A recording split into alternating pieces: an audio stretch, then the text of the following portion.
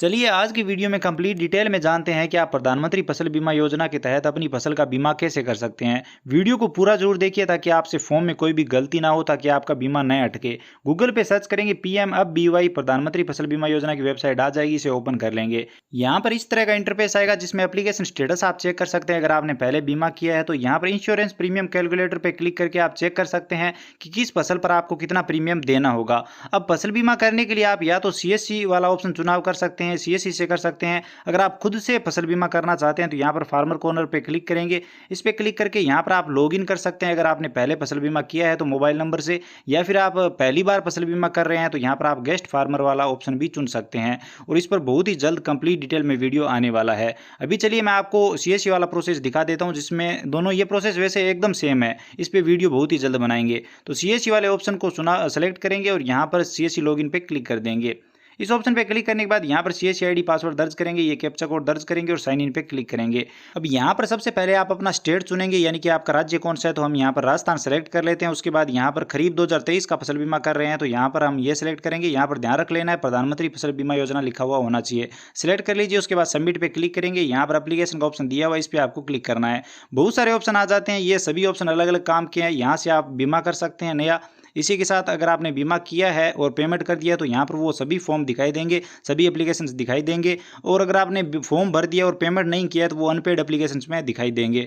यहाँ से आप पेमेंट कर सकते हैं। अगर कोई सेंडबैक आ गया है तो यहाँ पर दिखाई देगा, जिसका आप कोई भी ऑब्जेक्शन है तो क्लियर करके उसे रीसबमिट कर सकते हैं। इसी के साथ अगर आपने पेमेंट कर दिया है और आपका सही से अप्रूव हो गया, कंपनी ने फॉर्म पास कर दिया, तो वो यहाँ पर दिखाई देगा। उसके बाद बीमा आता है। अगर कोई पॉलिसी रिजेक्ट हो गई है तो वो यहाँ पर शो होगी। तो अगर आप फसल बीमा कर रहे हो तो ये सभी ऑप्शन आपके लिए यूजफुल है। तो यहाँ पर हम फसल बीमा करेंगे तो एप्लीकेशन फॉर्म वाले ऑप्शन का चुनाव करेंगे। उसके बाद यहाँ पर सबसे पहले आईएफएससी कोड आप चाहें तो मैन्युअली सर्च कर सकते हैं, या फिर आप यहाँ पर डायरेक्ट यस पे क्लिक करके और अपने हिसाब से आईएफएससी कोड दर्ज करेंगे। तो यस सेलेक्ट कर लीजिए। उसके बाद जो भी बैंक डायरी में आईएफएससी कोड दिए हुए हैं वो दर्ज करेंगे। वेरीफाई पे क्लिक करेंगे, जिससे आपकी बैंक की डिटेल सारी ऑटोमेटिक आ जाएगी। आप चेक कर लीजिए कहाँ पर ब्रांच है, कौन सा बैंक है। उसके बाद अकाउंट टाइप सेविंग अकाउंट है या फिर कोई केसीसी वाला है, लोन है, तो वो सिलेक्ट कर लीजिए। अकाउंट नंबर यहाँ पर दर्ज करेंगे, दोबारा से यहाँ पर अकाउंट नंबर दर्ज करेंगे। उसके बाद cheque bank detail and continue पे क्लिक करेंगे। फार्मर की डिटेल आएगी जिसमें आपको किसान की डिटेल भरनी है। तो कैसे भरनी है ध्यान से देख लीजिए। सबसे पहले यहाँ पर वो नाम दर्ज करना है जो बैंक पासबुक में किसान का दिया हुआ है, वैसा का वैसा।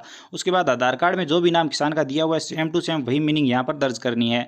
उसके बाद यहाँ पर आधार नंबर दर्ज करना है और आधार कार्ड को वेरीफाई करना है। वेरीफाई तभी हो पाएगा जब जो आधार कार्ड में नाम है और वो यहाँ पर आपने जो नाम दर्ज किया वो सेम है। तो यहाँ पर सही से नाम दर्ज करें। उसके बाद वेरीफाई पे क्लिक करके आधार कार्ड को आप वेरीफाई कर लीजिए। आधार वेरीफाई करने के बाद यहाँ पर आपको रिलेशन टाइप चुनना है, जिसमें यहाँ पर अगर आप पिता का नाम दर्ज कर रहे हो तो सन ऑफ सेलेक्ट कर सकते हैं, डॉटर ऑफ सेलेक्ट कर सकते हैं। अगर महिला है तो वाइफ ऑफ या फिर केयर ऑफ, वो आप अपने हिसाब से सेलेक्ट कर सकते हैं। हमने सन ऑफ सेलेक्ट किया है तो यहाँ पर आप पिता का नाम दर्ज करेंगे, मोबाइल नंबर दर्ज करेंगे, एज जो भी आधार कार्ड में है उस हिसाब से काउंट करके लिख देंगे साल में। और यहाँ पर जेंडर सेलेक्ट कर लेंगे। कास्ट कैटेगरी जाति क्या है, जनरल है, ओबीसी है, SC ST है, कास्ट कैटेगरी जो भी है सेलेक्ट कर लीजिए। उसके बाद फार्मर कैटेगरी यानी कि खुद मालिक बीमा करवा रहा है तो ओनर सेलेक्ट करेंगे। अगर कोई ज़मीन लीज पे ली हुई है, ठेके वगैरह पे ली हुई है तो आप ये ऑप्शन सेलेक्ट करेंगे। अगर कोई बटाईदार है तो सबसे लास्ट वाला ऑप्शन सेलेक्ट करेंगे। तो ध्यान से आप ये ऑप्शन सेलेक्ट करें और उसके बाद बीमा करें। तो अगर कोई खुद किसान है तो आप यहाँ पर ओनर ही सेलेक्ट करेंगे, खुद के नाम से अगर ज़मीन है तो। उसके बाद फार्मर टाइप सेलेक्ट करेंगे, जिसमें अगर कोई छोटा किसान है, लघु या सीमांत किसान की कैटेगरी में आता है, 1-2 हेक्टेयर से कम ज़मीन है तो आप ऊपर वाले दोनों ऑप्शन सेलेक्ट कर सकते हो। नहीं तो आप अदर ऑप्शन सेलेक्ट करेंगे, ज़्यादा ज़मीन है तो वो आप अपने हिसाब से यहाँ पर सेलेक्ट कर लीजिए। उसके बाद यहाँ पर आपका एड्रेस आएगा जहाँ पर आप रहते हो, तो यहाँ पर आप डिस्ट्रिक्ट सेलेक्ट कर लेंगे। यहाँ पर आप अपनी तहसील सेलेक्ट कर लेंगे। उसके बाद यहाँ पर आप अपने गांव या क्षेत्र का नाम जो भी है वो सिलेक्ट कर लीजिए। मैं उदाहरण के लिए बता रहा हूँ, आप सही से यहाँ पर आधार कार्ड में जो भी एड्रेस है वो सिलेक्ट कर लीजिए, पिन कोड दर्ज कर दीजिए और यहाँ पर एड्रेस दर्ज कर दीजिए। उसके बाद आती है नॉमिनी डिटेल। ये वैसे कोई ज़रूरी नहीं है, अगर आप नहीं भरना चाहते तो मत भरिए। यहाँ पर आप चेकबॉक्स पे क्लिक कर देंगे तो ये भरने की ज़रूरत भी नहीं है। और यहाँ पर आप चेकबॉक्स पे क्लिक करके और सेव एंड कंटिन्यू डायरेक्ट कर सकते हैं, ये गायब हो जाएगा ऑप्शन। नॉमिनी डिटेल का मतलब आप ये समझ सकते हैं, यहाँ पर आप अनचेक करेंगे। बाई चांस आप ये जो बीमा करवा रहे हैं इस किसान को कुछ भी हो जाता है तो इसका कौन मालिक है, तो वो यहाँ पर आप नॉमिनी भर सकते हैं। तो यहाँ पर नॉमिनी नेम, एज और क्या संबंध है किसान के साथ, एड्रेस आ जाएगा नॉमिनी का, तो आप वो भर सकते हैं। उसके बाद सेव एंड कंटिन्यू पे क्लिक करेंगे। अब क्रॉप डिटेल आएगी, यानी कि फसल की डिटेल आएगी जहाँ पर आपने बुआई कर रखी है। तो उस जिले का चुनाव करेंगे जहाँ पर आपका खेत है जिसका आप बीमा कर रहे हो, तो उस जिले का चुनाव कर लेंगे। उसके बाद वो तहसील सेलेक्ट कर लेंगे। उसके बाद गिरदावर सर्कल चुनेंगे जो जमाबंदी पर लिखा हुआ होगा। ये आपके खेत, आपके गाँव या फिर आपका जहाँ पर भी खेत है उससे थोड़ा सा अलग होगा, जमाबंदी पर लिखा हुआ होगा। तो वहाँ से देखकर आप गिरदावर सर्कल सेलेक्ट कर लीजिए। ये अगर आप सही सेलेक्ट करेंगे तो ये आगे के ऑप्शन खुलेंगे, ध्यान रख लेना, सही ऑप्शन पर आप पहुंच पाएंगे। तो ये ध्यान से सेलेक्ट कर लेना है। उसके बाद पटवार हल्का आपको मिल जाएगा जमाबंदी पे, वो सेलेक्ट कर लेंगे। गांव या फिर क्षेत्र कौन सा है जहां पर आपकी ज़मीन है जिसका आप बीमा कर रहे हो तो वो सिलेक्ट कर लीजिए। उसके बाद आता है मिक्स क्रॉपिंग। अगर आपने एक खसरे में, एक मुरबे में, एक किले में दो से ज़्यादा फसलें बो रखी है, एक से ज़्यादा फसलें बो रखी है, मिक्स क्रॉपिंग कर रखी है, तो यहाँ पर आप ये ऑप्शन सेलेक्ट कर सकते हैं। जैसे मान लीजिए हमारा एक खसरा है, एक किला है, उसमें हमने 2 फसलें बो रखी है और उस पर हमें बीमा करना है। तो हम यहाँ पर सेलेक्ट करेंगे, जैसे कि हमने यहाँ पर गवार सेलेक्ट कर लिया और मान लीजिए हमने इसमें मोठ की बुआई भी कर रखी है, तो हमने दोनों सेलेक्ट कर लिए हैं। उसके बाद यहाँ पर बुआई की डेट क्या है तो वो यहाँ पर हम अपने हिसाब से जिस दिन भी हमने बुआई की है वो सिलेक्ट कर लेंगे। उसके बाद गवार कितने % में हमने बुआई कर रखी है, जितना आपका क्षेत्र है उस किले में, उस मुरबे में जितनी भी ज़मीन है उस ज़मीन वो 100% है, उसमें से कितने कितने % पर आपने कौन कौन सी फसल बो रखी है वो बता देंगे। 50-50 हो सकता है, 70-30 भी हो सकता है। उसके बाद खसरा नंबर, खाता नंबर दर्ज करके वेरीफाई कर लेंगे, ज़मीन आ जाएगी, ऐड कर देंगे। वैसे ज़्यादातर सीएससी वाले और किसान मिक्स क्रॉपिंग को नहीं चुनते हैं, तो यहाँ पर डायरेक्ट क्रॉप चुनते हैं। कौन सी फसल का बीमा करना चाहते हैं तो वो यहाँ पर आप सेलेक्ट करेंगे, ये सबसे सरल तरीका भी है। तो जिस भी फसल का आप बीमा करना चाहते हैं वो सेलेक्ट कर लीजिए। उसके बाद यहाँ पर आपको डायरेक्ट बुआई की डेट सेलेक्ट कर लेनी है, कौन सी डेट को बुआई हुई है। उसके बाद यहाँ पर ओनरशिप चुनेंगे कि कौन ओनर है, या फिर ज़मीन लीज पे ली हुई है वो व्यक्ति है, या फिर बटाईदार है, तो वो आप अपने हिसाब से यहाँ पर सेलेक्ट कर लीजिए। ये सिलेक्ट करना ज़रूरी है, बहुत सारे सीएससी सेंटर वाले ये सिलेक्ट नहीं करते हैं, तो ध्यान रख लें। उसके बाद यहाँ पर आप प्लॉट नंबर यानी कि खसरा नंबर, मुरबा नंबर, किला नंबर जो भी है वो यहाँ पर आप दर्ज करें। उसके बाद जो जमाबंदी पर मिल जाएगा, खाता नंबर दर्ज करेंगे, वो भी आपको जमाबंदी खतौनी पर मिल जाएगा। तो वहाँ से देखकर आप ये दर्ज कर दीजिए। तो चलिए हम यहाँ पर ये दर्ज कर देते हैं। उसके बाद आपको ज़मीन वेरीफाई करनी होगी। कुछ जगहों पर ये वेरीफाई का ऑप्शन नहीं होता है, तो यहाँ पर वेरीफाई करने के बाद किसान की डिटेल आ जाएगी कि सभी किसान आ जाएंगे। इस किले में जितने भी किसान होंगे, इस खसरे में जितने भी किसान होंगे, आप अपने किसान को सेलेक्ट करेंगे जिस भी किसान का बीमा करना चाहते हैं। व्यू ऑलरेडी इंश्योरेंस पे क्लिक करेंगे, देखेंगे पहले से बीमा हुआ है या नहीं।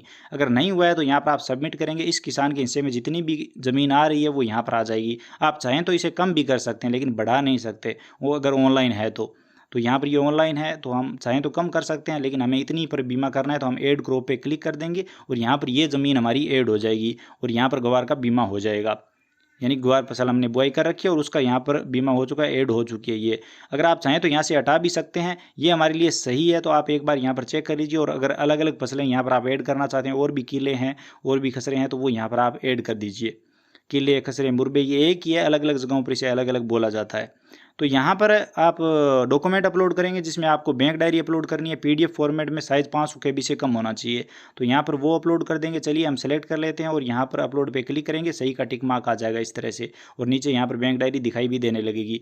यहाँ पर आपको जमाबंदी अपलोड करनी है, वो भी सेम साइज में उसी तरीके से, और यहाँ पर ये जमाबंदी आ जाएगी। शोविंग सर्टिफिकेट अपलोड करना है, इसमें आपको ध्यान रखना है ये शोविंग सर्टिफिकेट कौन सा होता है, तो ये एक फॉर्म होता है, ये बीमा काटने से पहले आपको भरना होता है, ये वाला फॉर्म होता है। अब ये फॉर्म वीडियो की डिस्क्रिप्शन में देने की कोशिश करूंगा। अब यहाँ पर आपको इसमें क्या क्या भरना है चलिए वो भी बता देता हूँ फटाफट। तो सबसे पहले आपको यहाँ पर किसान या बटाईदार जो भी बीमा करवा रहा है उसका नाम भर देना है, उसके पिता या जो भी महिला है तो पति का नाम भर देना है, और यहाँ पर निवासी तहसील कौन सी है जहाँ पर वो रहते हैं, जिला कौन सा है वो आ जाएगा जो जहाँ पर वो रहते हैं। उसके बाद यहाँ पर खेत की डिटेल आएगी जिसमें कौन कौन सी फसल का बीमा करवाना चाहते हैं, खसरा नंबर आ जाएगा, खाता नंबर आ जाएगा, गाँव या चक का नाम जहाँ पर ज़मीन है, पटवार हल्का कौन सा है वो यहाँ पर आ जाएगा। उसके बाद तहसील कौन सी है वो भर देंगे।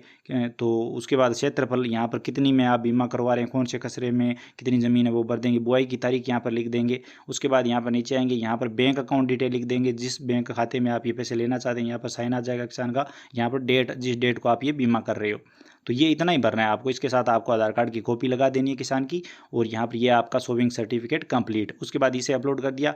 ये वाला जो ऑप्शन है ये उन लोगों के लिए जिन्होंने ज़मीन लीज पे ले रखी है, स्टाम्प पे लिखवा रखा है, दूसरे की ज़मीन है, खुद बीमा करवा रहे हैं, जिन्होंने ज़मीन ठेके पे कास्त पे किसी तरह से ली हुई है और लिखवा रखा है, उनके लिए वो यहाँ पर अपलोड होता है स्टाम्प। तो कम से कम 100 रुपये का स्टाम्प जरूर लगवाइए किसान से, अगर वो किसी दूसरे की ज़मीन को लेकर बीमा कटवाता है। प्रीव्यू पे क्लिक करेंगे तो यहाँ पर प्रीव्यू शो होगा, सारा प्रीव्यू आप चेक कर लीजिए एक बार सही से। उसके बाद सबमिट पे क्लिक करेंगे, 2 ऑप्शन आपको मिलते हैं, जिसमें यहाँ पर आप पहले चेक कर लीजिए, खाता नंबर वगैरह सब आ जाता है, तो आप एक बार चेक कर लीजिए। चेक करने के बाद अगर आप पे लेटर पे क्लिक करते हैं तो यहाँ पर अनपेड पॉलिसी में आपकी पॉलिसी सेव हो जाती है, उसका आप बाद में भी पेमेंट कर सकते हैं पे लेटर पे क्लिक करके, या फिर डायरेक्ट यहीं से पेमेंट करना चाहते हैं मेक पेमेंट पे क्लिक करेंगे। अब यहाँ पर CSC पासवर्ड दर्ज करेंगे और वैलिडेट पे क्लिक करेंगे, तो हमारे पासवर्ड यहाँ पर सेव है तो हम वैलिडेट पे क्लिक कर देते हैं। उसके बाद यहाँ पर आप वॉलेट पिन दर्ज करेंगे जो ओबियसली आपको याद होंगे, तो यहाँ पर हम वॉलेट पिन दर्ज कर देते हैं और हमारे वॉलेट से ये पैसा कट जाएगा। तो यहाँ पर आप देख सकते हैं पैसा कट चुका है। तो यहाँ पर ये पेमेंट होने के बाद आपको रिसिप्ट नंबर मिल जाते हैं, प्रिंट का ऑप्शन मिल जाता है। इस प्रिंट वाले ऑप्शन पे जैसे ही क्लिक करेंगे तो यहाँ पर आप देखेंगे आपकी पॉलिसी आ चुकी है, इसका प्रिंट आउट लेंगे और यहाँ पर आप किसान को दे देंगे। चलिए हम Ctrl+P प्रेस करके यहाँ पर इसका प्रिंट आउट ले लेते हैं। वैसे प्रिंट वाले ऑप्शन पे क्लिक करेंगे तो प्रिंट आउट नहीं आता है, तो यहाँ पर हमने ये प्रिंट आउट ले लिया, ये हम किसान को दे देंगे। तो ये पूरा प्रोसेस होता है बीमा करने का। तो यहाँ पर हमारा ये बीमा तो हो चुका है। उसके बाद यहाँ पर अगर आपने प्रिंट आउट नहीं लिया है तो पेड एप्लीकेशन में जाकर फिर से प्रिंट आउट ले सकते हैं, और अगर आपने पेमेंट नहीं किया है तो अनपेड एप्लीकेशन में जाकर यहाँ पर आप पेमेंट करके प्रिंट आउट निकाल कर किसान को दे सकते हैं। तो यही कंप्लीट प्रोसेस है। आपको एक एक चीज़ का ध्यान रखना चाहिए अगर आप फसल बीमा कर रहे हो, क्योंकि किसान के भविष्य का सवाल है। अगर आपको वीडियो पसंद आया हो तो प्लीज़ लाइक ज़रूर करिए, हमारी मेहनत के लिए लाइक करिए, वीडियो को ज़्यादा से ज़्यादा शेयर करिए। चैनल पर नए हो तो प्लीज़ सब्सक्राइब कर लीजिए, बेल आइकन भी प्रेस कर लीजिए ताकि हर अपडेट आपको सब